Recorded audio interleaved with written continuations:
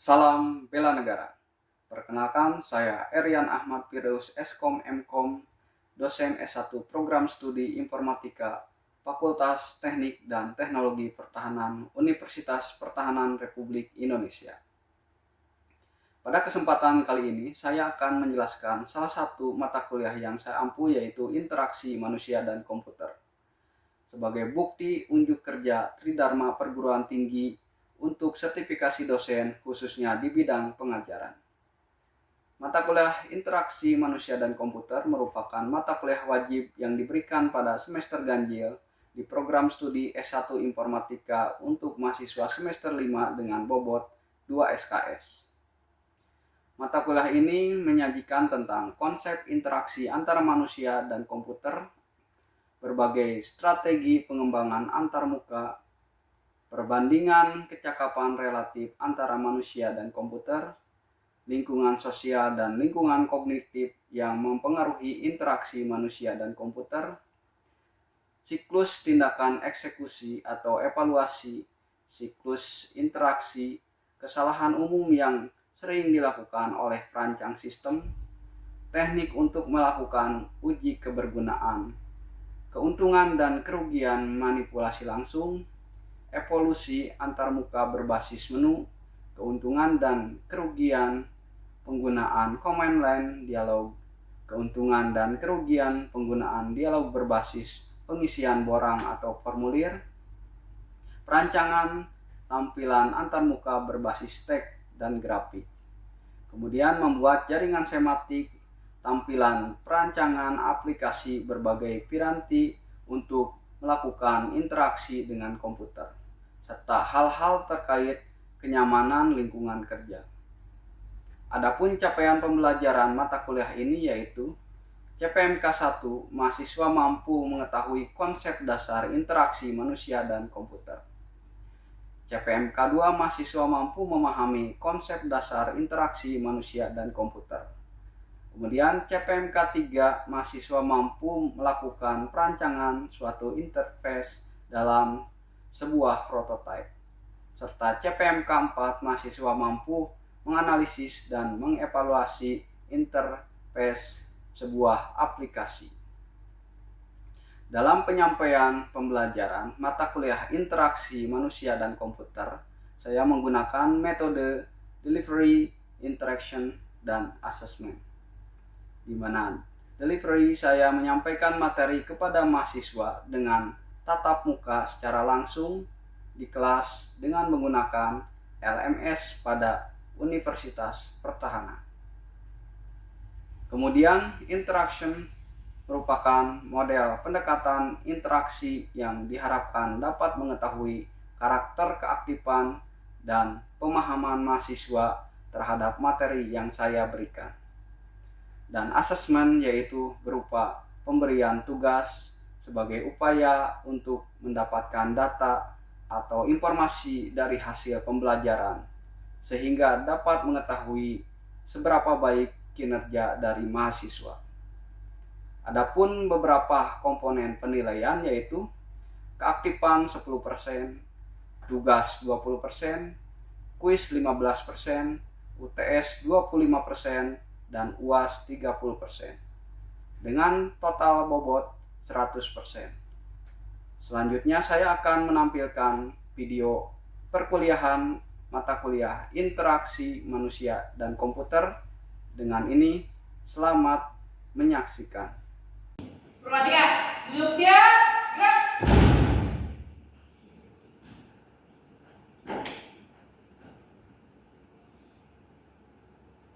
Kapan?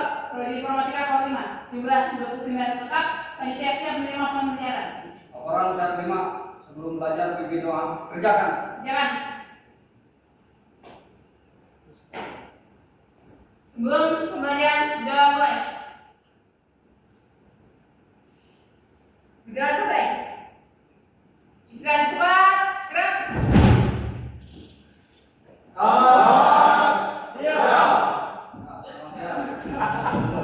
Baik, assalamualaikum warahmatullahi wabarakatuh. Biar lebih tambah semangat, ya harus semangat pagi.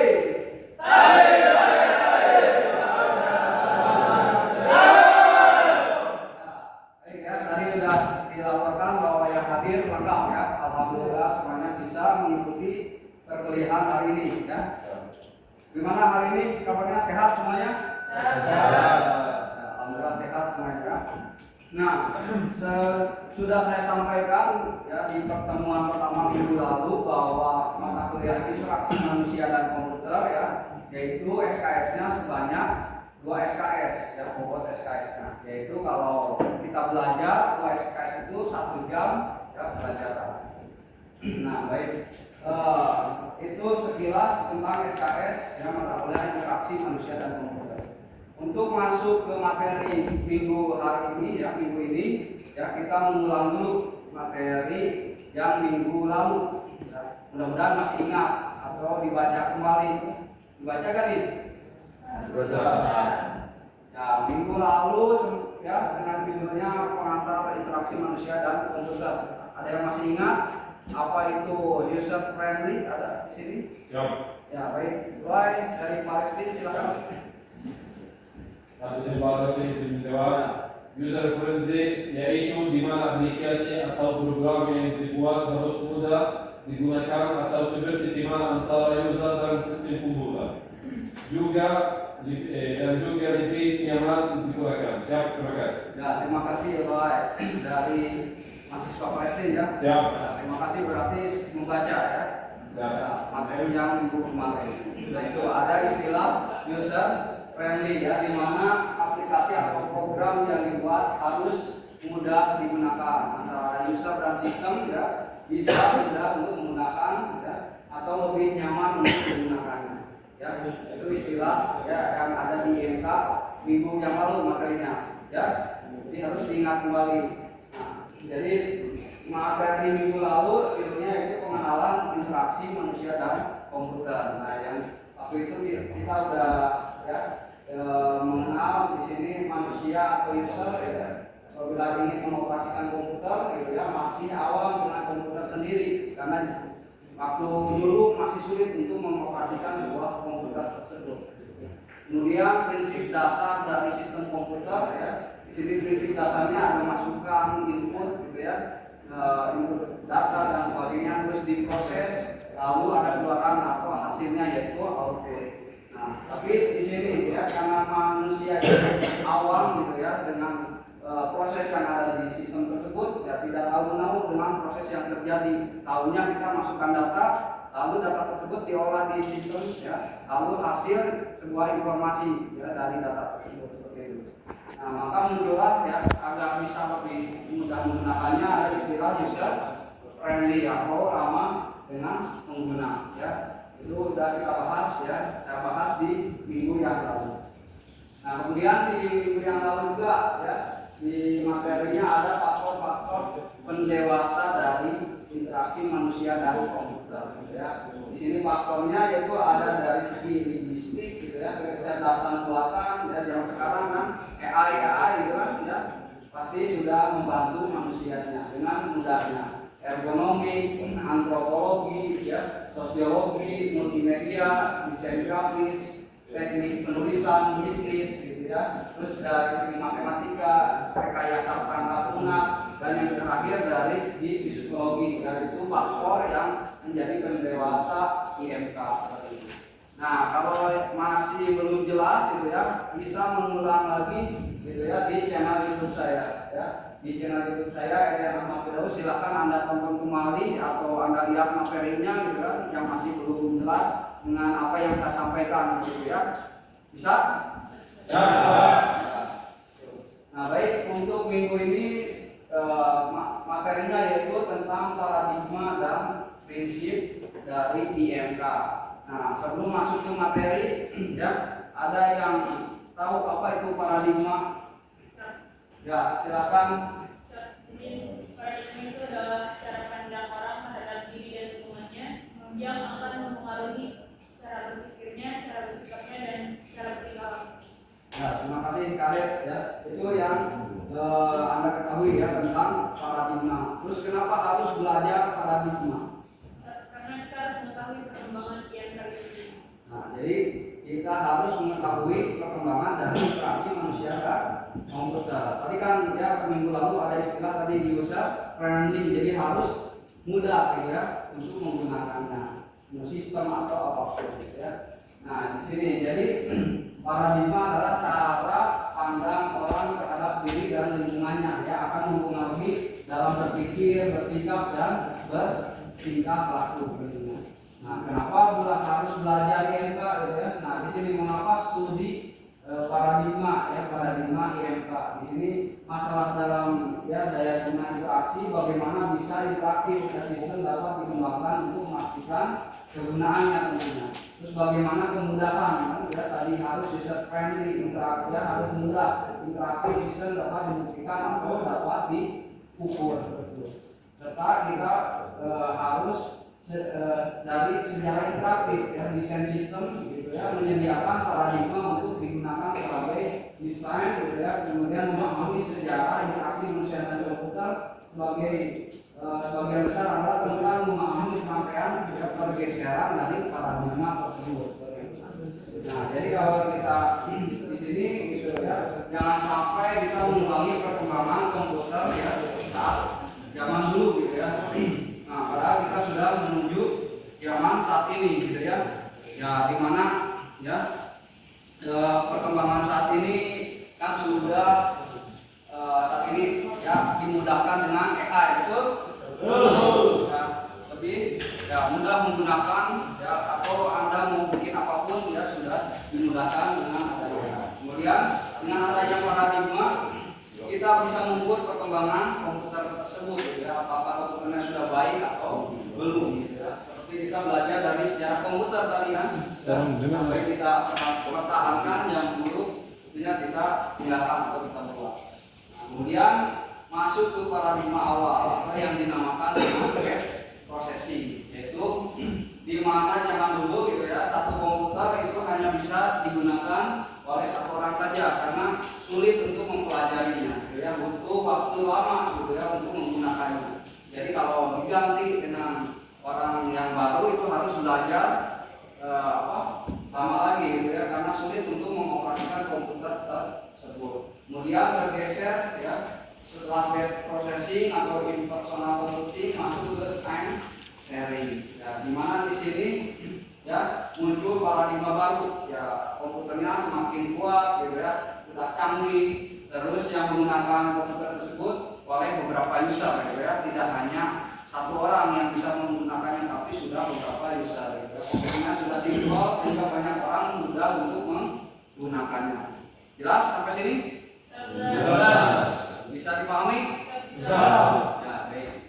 Nah, kemudian setelah time sharing ada namanya networking, ya, di mana di sini sudah ada, ya, berkembang tidak hanya tadi multi user, ya, tidak hanya oleh beberapa user, tapi komputer sudah bisa berkomunikasi antara komputer satu dengan yang lainnya. Atau contohnya kita bisa mengirimkan sebuah data, gitu ya, tidak hanya tadi multi user tapi bisa untuk mengirimkan sebuah data, gitu ya. Itu di paradigma community computing. Kemudian selanjutnya ada yang dinamakan graphical display, gitu ya. Di sini sudah munculnya tampilan, ya, kalau di depan, ya, tampilan monitor semakin indah dari mulai warna, gitu ya, tampilan di layar monitornya dengan ditandai, ya, di paradigma ini yaitu dengan adanya mouse, gitu ya. Di sini sudah menggunakan mouse.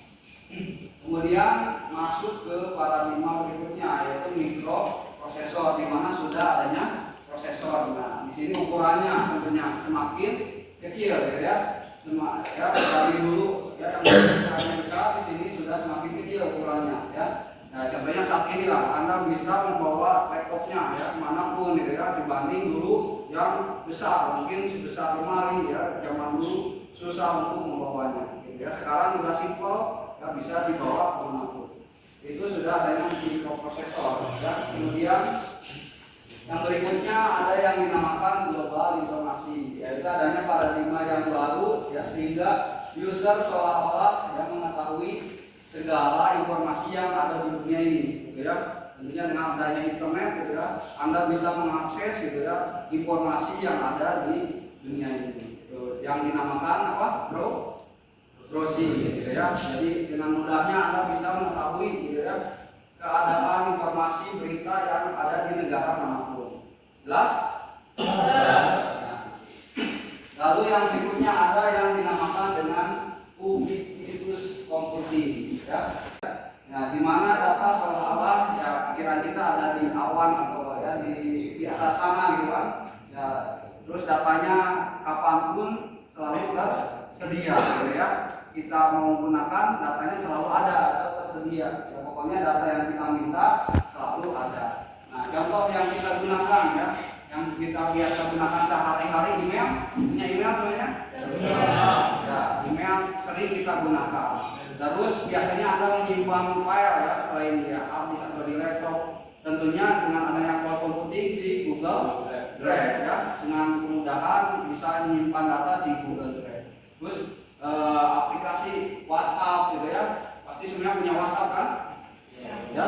Terus aplikasi yang lainnya. Tentunya datanya semuanya tersimpan ya di server ya, tapi nggak tahu disimpannya di mana. Pokoknya kita mau minta datanya pasti selalu ada. Itu dinamakan ubiquitous computing.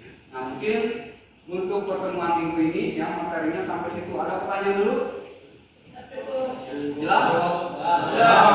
Kalau belum jelas, nah materinya nanti dikirim dan ada di tadi channel YouTube saya ya. Jangan lupa like, subscribe dan komen gitu ya, biar nambah si pengikut saya gitu ya. Nah, kemudian setelah materi yang saya sampaikan ya, siap-siap ini kalau sudah muncul kuda ya, artinya ada kuis dadakan gitu ya. Nah, kita kuis dulu sebelum kita akhiri perkuliahan ini ya. Silakan buka kuisisnya gitu ya. Kuisisnya dibuka, kita adakan kuis terlebih dahulu. Nah, silakan yang belum masuk ya, silakan. Ada yang belum? Sudah semuanya? Ya, silakan. Saya kasih waktu. Derivat sudah? Ya, ya.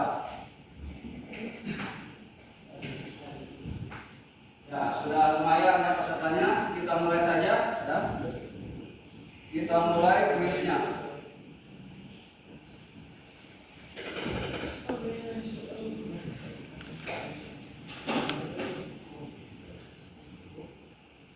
Ya, silakan dikerjakan kuisnya. نعم أول الكتب هاي 100 وراح مش عارف والله غلط فيديو Ya, yang peringkat pertama ada derivat, yang kedua integral. Ya, secepat mungkin Anda jawab gitu ya. Dia menjadi peringkat atas.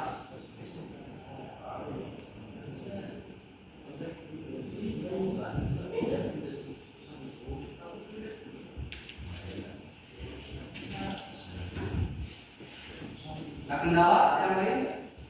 Jaringan aman? Ya, aman ya.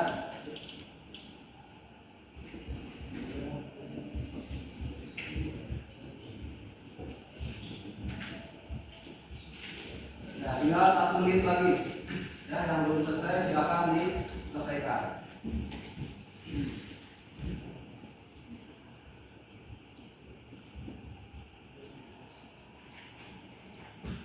Ya, segera dikerjakan ya, yang belum selesai.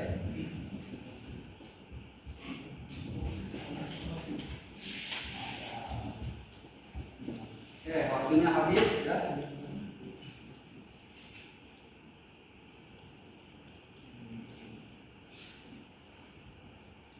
Nah, kita lihat peringkat pertama, kedua dan ketiga. Ya.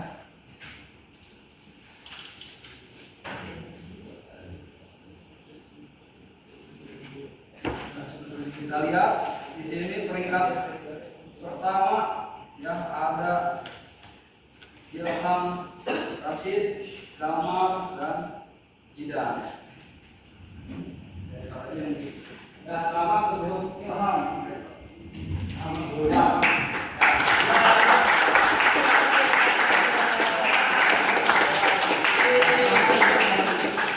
Ilham bisa kasih tambah miring, oke? Ya.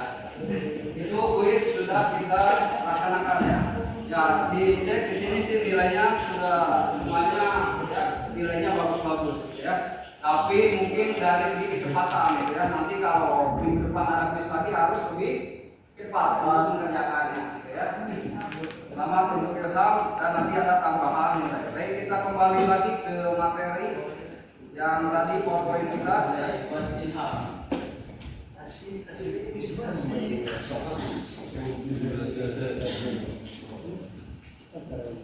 Lagi.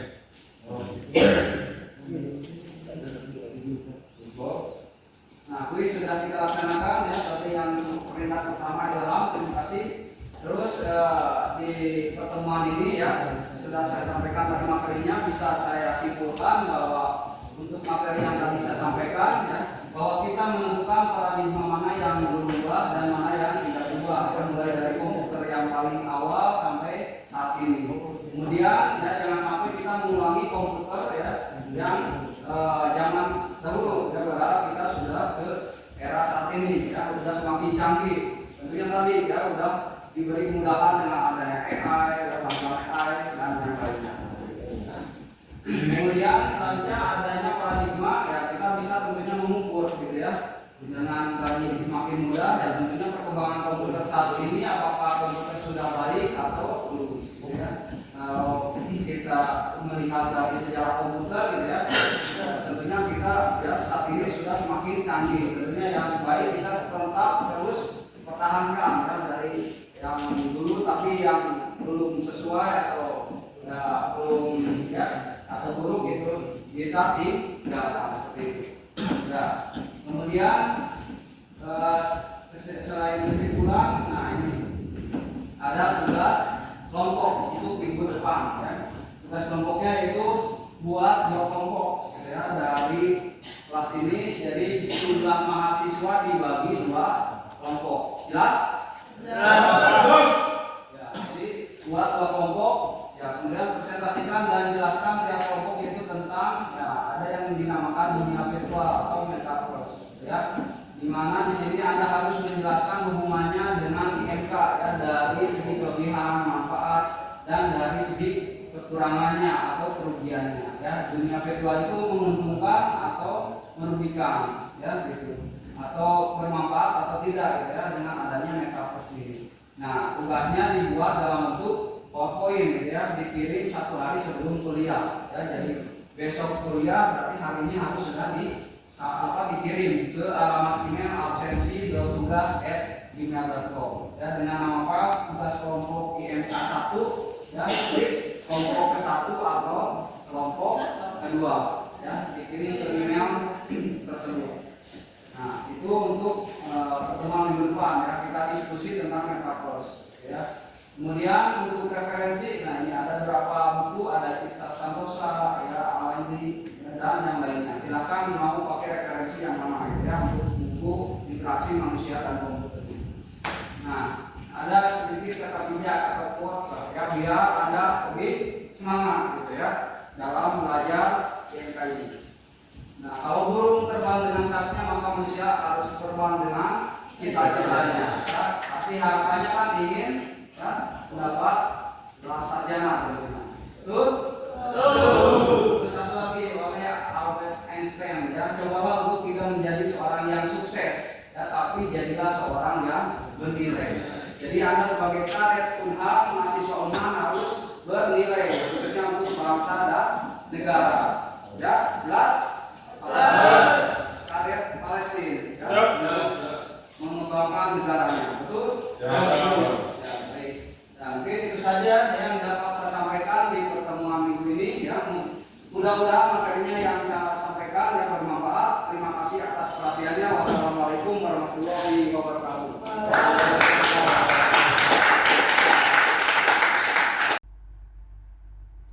Demikianlah video PDD UKTPT Smart Cerdos pada bidang pengajaran yang saya laporkan. Semoga dapat memberikan gambaran terhadap pelaksanaan pengajaran yang telah saya lakukan pada satuan unit kerja, yaitu program studi S1 Informatika Fakultas Teknik dan Teknologi Pertahanan Universitas Pertahanan Republik Indonesia. Akhir kata, saya Erian Ahmad Firdaus Eskom Mkom mengucapkan terima kasih atas atensi Bapak Ibu. Wabillahi taufiq wal hidayah. Wassalamualaikum warahmatullahi wabarakatuh. Salam bela negara.